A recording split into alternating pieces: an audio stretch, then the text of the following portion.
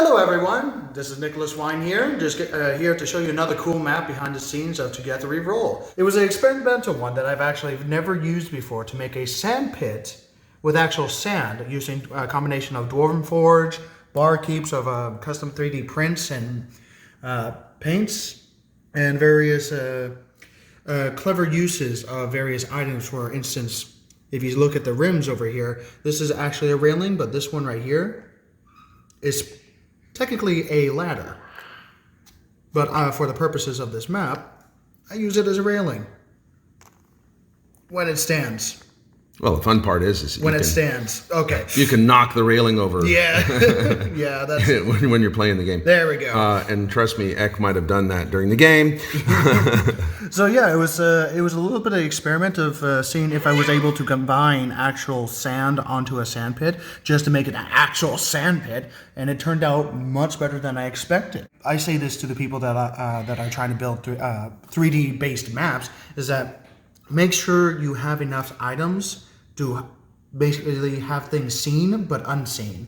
For instance, I mean, this is a cool room by itself and it's very nice with all the light up areas, but if I just take these 4 pillars out and just put them on the side, it's still a very cool room, but suddenly it lacks luster in the center. There's not enough detail, and you can see the cracks and the joints that are not exactly very nice to look at. And I mean, it's still pretty cool, but just lacks that one final oomph, so to speak, as when you put everything back together. And this is an episode 14, part 1. The one thing I wish I did that I did not do, because I don't have infinite amount of sand at the center of the pit.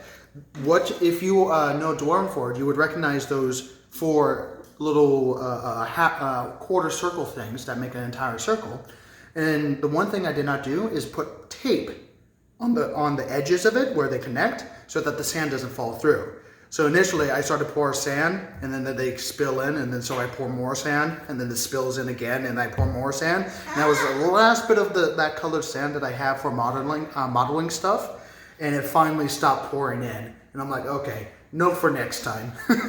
And then you have small stuff like scrolls on the table, a barrel of ale, a couple of chests in the corners that people put stuff in before they go fight, benches, and all the little devils in the details, so to speak. It's a mosh pit that is designed to have several different factors. I mean, you can do just regular duke out fighting. You can have arena style conflicts, legal and sometimes not legal, of course, depending on the situation, or King of the Hill to have people fall off.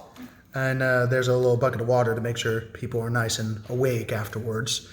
You don't have to do this, get all these fancy materials in order to make a cool map. Just be inventive and make something that you think is cool. And if you think it's cool, most likely your players are going to think it's cool. The people that you hang out with. Thank you for joining me today, and I hope you have a lovely week or weekend, whatever time you're watching. Till next time, keep on rolling.